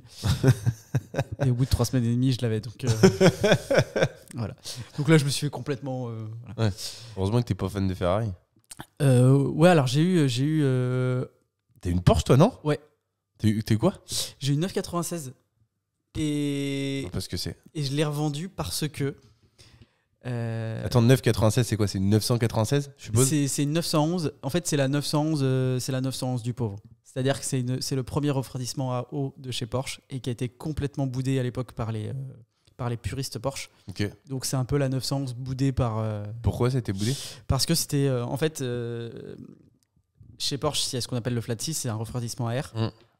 Et la 996, c'est la première qui est en refroidissement à eau. Donc la sonorité et le bruit n'étaient pas le même. En plus, elle avait des optiques qui étaient un petit peu dégueulasses à l'avant. Et donc c'est la 911 qui a été boudée par tous les puristes. Mais c'était celle qui était le plus accessible. À l'époque, j'avais dû acheter cette voiture 22 000 €. Ah, ça va pour une Porsche. Et ouais, voilà, je l'avais revendue 22 500 un an après. Et en fait, je l'ai revendue parce que, genre 2 semaines après, genre j'avais plus d'émotion et je voulais une plus grosse. Ah ouais? Et je voulais le modèle de-dessus. Et j'ai dit, en fait, ça s'arrêtera jamais. Je dis, si tu coupes pas ça maintenant, ça ne s'arrêtera jamais. Ce que je n'ai pas avec les montres. Avec les montres, tu vois, genre, j'ai toujours le même plaisir à mettre cette montre. Ok. Voilà. Ok. Donc en fait, là, je me suis auto-protégé avec les voitures. T'as dit stop, on arrête. Là, j'ai dit j'arrête parce qu'en fait, sinon ça. Et puis, une voiture prend un petit peu de valeur, mais c'est quand même des coûts d'entretien, etc. Une montre, c'est pas le cas. Voilà. Ok, intéressant. Donc du coup, tu peux nous expliquer un peu plus, enfin, même si sur ta chaîne, ce qui n'est pas ta chaîne aujourd'hui, rappelons-le. Sur ta chaîne, tu parles déjà beaucoup de bourse, beaucoup de ce que tu fais. Principalement immobilier, ouais. Immobilier, un petit peu de bourse, et j'ai essayé de cumuler les deux avec une... Quand on dit chaîne, c'est chaîne YouTube, parce qu'il y a une chaîne YouTube qui s'appelle Hero Alain. Vous êtes peut-être en train d'écouter ce podcast. Donc je fais de la pub pour ta chaîne YouTube. Voilà. Et sur ma chaîne YouTube, je voulais montrer qu'on pouvait investir en immobilier par des plateformes donc en bourse. Et donc, j'ai démarré un challenge il y a maintenant 8-9 mois où j'investis la somme de 100 €. Ah, ça fait 9 mois que tu as fait ça? Ok. J'investis la somme de 200 € pardon. Tous les en mois, janvier 2023, pour rappel. sous forme de ce qu'on appelle le DCA. Tous les mois, j'investis la même somme. Dollar cost averaging. Donc, on met de l'argent tous les mois sur les mêmes actions. Et les dividendes que je perçois, je les réinvestis dans les mêmes actions. Tu perçois combien aujourd'hui? Là, il faut que je fasse la vidéo. J'ai dû recevoir 8 € de dividendes ce mois-ci. Donc c'est de l'ordre de... T'as quoi? T'as 900 € dessus? Ça fait 9 mois? Non, j'ai 1600. Non, je t'ai dit... non, j'ai 1800. Je mets 200 € par mois. Tu mets 200 € par mois. Voilà. Et t'as 8 € ce mois-ci. Voilà. Donc c'est 5%. Voilà. C'est à peu près ça en moyenne. Mais c'est une manière de montrer qu'on peut investir en immobilier tous les mois avec en partant de pas beaucoup. Exactement. Et ça te permet de documenter ça pour celles et ceux qui veulent commencer à un moment donné, quoi. Exactement. Et puis en fait, ça montre que on peut commencer avec des petites sommes. Et c'est en commençant avec des petites sommes qu'on s'y intéresse, on y prend goût. Et les premiers dividendes qu'on reçoit, c'est un petit peu comme les premiers loyers. Un petit effet magique. Et on se dit, OK, si je fais ça et que je le duplique, ça devient intéressant. Seule limite de la... Alors, attends, d'ailleurs, j'ai une question à te poser. Une vraie question à te poser. J'ai appris hier que... Alors, je savais déjà qu'il y avait des banques privées qui existaient. Mais j'ai appris hier que, tu sais, pour financer les banques, elles mettent, je crois que c'est 7 ou 8% de fonds propres qu'elles ont besoin et le reste, elles impriment la monnaie. Oui. Tu vois ma question qui arrive ou pas? En France, on peut investir, mais que à travers, du coup, des banques... Je sais pas si on peut dire banque privée, mais tout ce qui est crédit mutuel, caisse d'épargne, BNP, etc., Société Générale, toutes ces banques-là, elles ne te prêtent quasi qu'exclusivement, dis-moi si je me trompe, mais sur l'immobilier. Oui. Quasiment.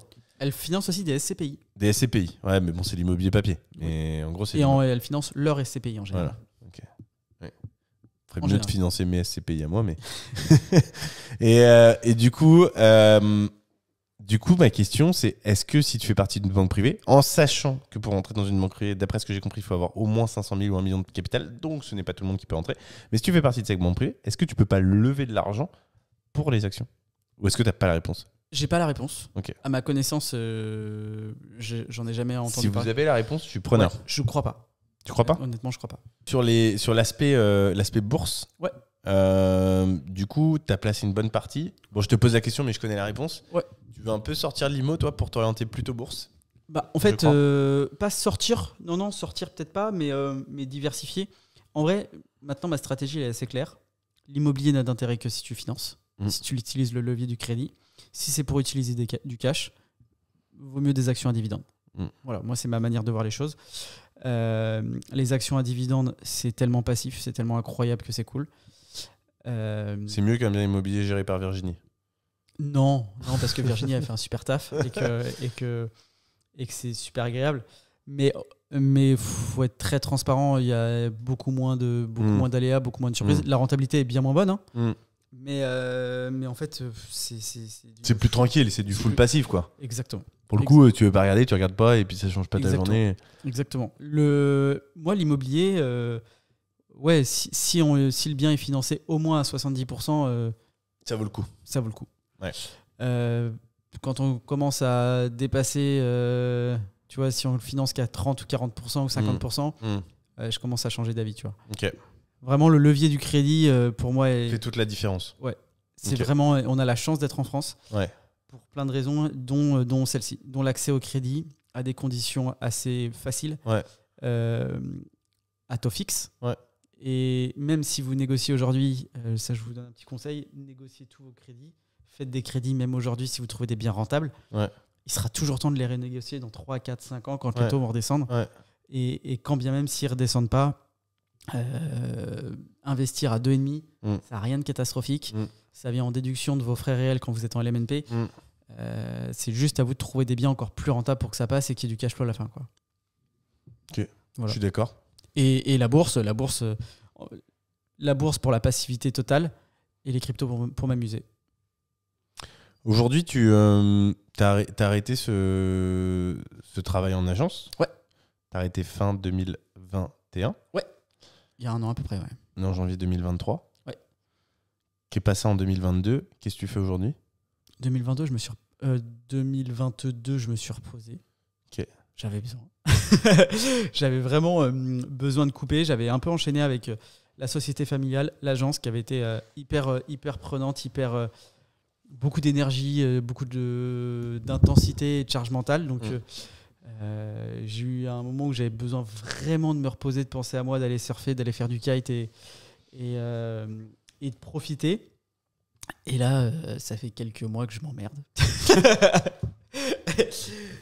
Que je m'emmerde. Et non, je m'emmerde pas parce que j'ai la formation j'ai ma formation sur mon site internet où j'accompagne et je forme des gens pour l'investissement immobilier. Tu coaches ? Ouais. Ok. Et je le faisais déjà avant, mais sans. T'aimes bien ? Ouais, j'adore. Okay. C'est trop marrant. Alors, il y a le coaching de l'investissement immobilier. Donc ça, je le faisais déjà pour des gens que je connaissais, etc. Ouais. Où c'était sous forme de, pas de coaching, mais d'échange. Ouais. On m'appelait, etc. Et puis, il y a aussi l'accompagnement d'agents immobiliers que tu connais chez Rentimo. Ouais. Où là, je m'amuse à les aider, à mettre des stratégies en place, à les former, leur mettre des supports en place. Et, tu kiffes ? Ouais, parce que pour moi, la négociation et le métier de commercial, ça a toujours été un jeu. Ouais. J'ai jamais vu autrement. D'ailleurs, je pense que c'est aussi pour ça que ça se passait pas trop mal. Parce que comme c'était un jeu et que c'était pas sérieux, je calcule. Tu vois, je faisais une vente, je calculais pas ce que j'allais gagner. C'est vrai, hein. C'est vrai, je confirme. Parce que tout à l'heure, je lui ai demandé pour une com, il me dit. Et en vrai, ça m'intéresse pas de ça. Ce qui m'intéresse, c'est de gagner. Ouais. Okay. Ce qui m'intéresse, c'est de gagner. Ce qui m'intéresse, c'est de réussir à faire des affaires. T'allais dire des iPhones ? Non, de faire des affaires, que ça soit moi ou ceux que j'accompagne, qui sur le papier n'étaient pas gagnés. Ouais. Et que si on avait agi différemment, on les aurait pas faites. Okay. Ça m'intéresse. Okay. Faire des affaires que tout le monde peut faire. Ce que tu fais aujourd'hui avec les gars de chez Rentimo. Exactement. Faire des affaires que tout le monde peut faire, ça m'intéresse pas. Et les filles. Parce qu'on a des filles et tu as une fille avec toi. Exactement. Et non, ça m'intéresse, ça m'amuse. De réussir à transformer des affaires qui n'étaient pas gagnées. Ok. Et comme je dis aux équipes, je dis si c'est facile, dites-vous que si c'est difficile pour vous, c'est qu'il y en a quelques-uns avant vous qui ont abandonné, donc c'est plutôt une bonne nouvelle. Donc si c'est difficile, ça m'amuse. Voilà. Ok. Tu vois comment la suite ? En fait... Parce que là, on est en janvier. Je sais que tu as des idées en tête. Ouais, comment je la vois ? En fait... Pour ceux qui regardent la vidéo en août ou que sais-je. Pour te donner un ordre d'idée, faire de l'immobilier, c'était pas prévu. C'est une rencontre qui a fait que ça s'est fait. Ok. Donc en 2015. Voilà. Le coaching pour les agents immobiliers de chez Rentimo, c'était absolument pas prévu. C'est des discussions, des échanges et je sais même pas comment en fait ça s'est fait au final. C'est pas faux. L'offre était même pas faite, on l'a créée sur mesure parce comment, tu vois, quel modèle économique, etc. Donc c'est en train de se mettre en place donc encore aujourd'hui d'ailleurs. Donc c'est clairement. Enfin là, ça commence à se mettre bien en place, mais ce que je veux dire, c'est que j'ai pas créé un produit mis à vendre et vendu. Non, c'est des échanges qu'on fait. Tu saisis les opportunités. En fait, je fonctionne en mode projet, ça m'amuse, on le fait. Ouais. Donc s'il y a des trucs qui m'amusent et qui arrivent, on va se marrer, voilà. Okay. C'est aussi simple que ça. J'espère qu'on va continuer à se marrer. Bah ouais, grave. je fais comme les autres. Est-ce qu'il y a une question que je t'ai pas posée, que tu aurais aimé que je te pose, à part le fait que, parce que c'est un réflexe qu'on va prendre maintenant, tu me dises quelles sont tes passions et pourquoi? Mes passions, le kite, voyager. C'est marrant, j'ai l'impression que j'ai que des sportifs. On a que. T'as vu, je me suis attribué la chaîne. Hein. J'ai que des sportifs. Je suis chez moi. Le kite. Ok. Les voyages. T'es chaud, genre tu fais des sauts, des tours, des machins? Non, en fait, moi j'aime bien savoir faire plein de trucs. Okay. Genre dans ces sports-là, tu vois, je suis très bon et bon nulle part. Ouais. Je suis moyen partout. Okay. Voilà. Ce qui m'intéresse, c'est de sur le. Et que le commercial où t'es excellent. J'essaye. Ah oui, en vrai. Ouais, il fait le faux modèle. Et je vais vous dire, ça, tiens, petite leçon pour toi, si je puis me permettre. La modestie, c'est bien, mais dans une moindre mesure. Je vais vous dire pourquoi. Parce qu'Erwan, je le connais depuis 3 ans. C'est parce que t'es égoïste. Alors ça, c'est très facile, parce que du coup, il remet la faute sur Wam. Quel bâtard. Alors, du coup, non mais je m'en fous, je vais aller au bout. Vas-y, je vais au bout. Ça fait 3 ans qu'on se connaît. Oui. J'avoue, peut-être que je parle beaucoup de moi et j'écoute du coup pas suffisamment les autres. Et ça, c'est une leçon pour moi, mais c'était pas le sujet, donc on ne va pas retourner cette situation. Donc, peut-être que du coup, moi, c'est une leçon pour moi de dire il faut que j'écoute plus les autres parce que du coup, je l'ai pas assez fait. Mais, et pour le coup, je mets ça sur ton dos parce que c'est de ta faute. Tu n'en as aussi pas du tout assez parlé parce qu'Erwan, quand j'ai rencontré, en effet, il gérait 3 agences. En effet, il faisait ce qu'il faisait. Et moi, bon, j'avoue que je me suis pas tellement plus creusé la tête que ça sur ce sujet-là. À part investissement, on discutait pas trop de grand-chose. Et un jour, une connaissance qu'on a en commun, qui regarde ces vidéos, salut Christian, si tu regardes toujours ces vidéos, m'a appelé, on a discuté de choses et d'autres, et m'a ouvert les yeux sur Erwan, en me disant non mais tu te rends pas compte, c'est un tueur, nanana, il est bon, nanana, etc. Et en fait, je m'en étais jamais rendu compte. Parce que je lui avais peut-être pas posé la question, parce que toi aussi tu m'en avais jamais parlé, peut-être par modestie ou pour autre chose. Tout ça pour dire que la modestie peut être bien, mais attention, parce que ça aurait pu amener sur des parcours différents. Aujourd'hui, c'est cool parce que du coup, on arrive quand même à bosser ensemble et moi, j'en suis très content. J'espère que toi aussi. Mais je dis juste que pour tout le monde, il faut pas hésiter des fois aussi quand on voit qu'il y a une opportunité. Alors peut-être que toi, à ce moment-là, il n'y en avait pas pour toi, etc. Mais à essayer de se mettre un petit peu en avant parce que ça peut déclencher des business. Ce qui est le cas aujourd'hui. Et peut-être que si Christian n'était jamais intervenu dans cette conversation, et aujourd'hui, on ne travaillerait pas du tout ensemble parce que du coup, il ne m'aurait pas ouvert les yeux sur le sujet. Alors oui, il n'y a pas de hasard, etc. Ça va te coûter des restos. Mais comment? Ça va te coûter un resto. À Christian? Bah, bien sûr. Oh, mais regarde pas autant de temps les vidéos. Bon, Christian, si t'es arrivé jusqu'ici, tu peux m'envoyer un message pour que je t'offre un resto. Mais un resto, j'ai dit, pas deux. mais voilà, tout ça pour dire que c'est bien la modestie, etc. Mais moi, j'ai tendance à être un peu plus l'inverse. Je pense que je me mets en avant, etc. Donc, il faut que je sois méfiant là-dessus. Mais c'est bien d'avoir un juste milieu. Et du coup, c'est dommage que je ne l'ai pas su avant. Je ne pense pas que ça aurait changé quoi que ce soit. Mais c'est vrai qu'aujourd'hui, je suis bien content de l'avoir su. Et je pense qu'aujourd'hui, tu apportes beaucoup de choses à nos équipes. Et je pense que dans le temps, ça va continuer dans ce sens-là, voire même plus. Ça va aider à faire grossir le groupe, etc. Et les gens sont très contents. Donc voilà, après, ça fait partie de ton caractère et c'est comme ça. Mais Exactement. J'ai donné mon avis. Je suis chez moi. Du coup, tes passions, c'est le sport. Ouais, voyage et être sur l'eau. Voyage et être sur l'eau. Genre kite. Donc si tu fais du bateau, si tu voyages en bateau, c'est génial, genre. Ouais, je kifferais vraiment un jour faire une petite catamaran. Est-ce qu'on n'irait pas interviewer des genre navigateurs et tout? Ah, ça peut être trop cool. Ça peut être... Putain, j'en ai un. Ça peut être pas mal, hein. Ah, je sais qui on va interviewer. Ça peut être pas mal, hein. On va interviewer. J'espère qu'il va dire oui. Ok. Quelqu'un Surprise. qui a fait la route du Rhum. C'est stylé, ça. Ouais. Ok. Cool. Trop cool en plus. Eh bah écoute, mais là, c'est pas le sujet. Là, c'est ton interview. Ouais. Quelle est la question que je ne t'ai pas posée, que j'aurais dû te poser? Je crois qu'on a fait le tour. On a plein de sujets. Il y a plein de sujets qu'on peut gratter plus. Ouais, Euh, évidemment. Mais on a parlé de ta situation perso, ta situation pro. Je pense qu'on a fait le tour. Ouais, on a fait le tour. C'est bon pour toi? Tout est OK pour moi. T'as- Tu n'as plus qu'à faire La fin. Ah ouais. T'as kiffé ou pas? C'était marrant. C'est vrai? T'as kiffé? T'es un très bon intervieweur. Ah ouais? En fait, ouais, t'es curieux. T'es curieux, donc forcément, c'est intéressant. Je parle trop? Ah, pas du tout. Ça va? Ah non. Ok. Parfait. Est-ce que je parle? Non, je suis pas trop pas. J'espère que c'est OK. C'est moi qui clôture. Allez. Merci à tout le monde de nous avoir écoutés jusqu'ici. C'est beaucoup de temps. Parce que là, je pense que ça doit être 1h30, genre. Au moins. J'espère que vous avez kiffé. J'espère que vous avez remarqué que les micros sont là et la qualité est meilleure. Incroyable. Franchement, le son est meilleur. N'hésitez pas à envoyer ce podcast à vos amis, cette vidéo à vos amis. Continuez, on est content. On commence à avoir un petit peu d'audience. C'est les débuts. On y travaille, on vous prépare de la qualité. On va faire évoluer les personnes qu'on interviewe. On a des personnes... aujourd'hui, on est beaucoup sur des jeunes. On a discuté avec Erwan. On va aussi interviewer des personnes plus âgées. On va essayer de vous proposer du contenu diversifié. Là, on parlait d'un navigateur. Nous, avec Erwan, on est curieux. On a envie de rencontrer plein de monde. Si vous voulez être interviewé, n'hésitez pas à nous envoyer un message. Si vous avez des personnes qui peuvent être très bien, n'hésitez pas. On a la recherche de tout profil. Voilà, c'est tout. Magnifique. Bonne soirée, bonne journée, bonne Merci continuation. Merci à vous. Allez, ciao. Allez, ciao.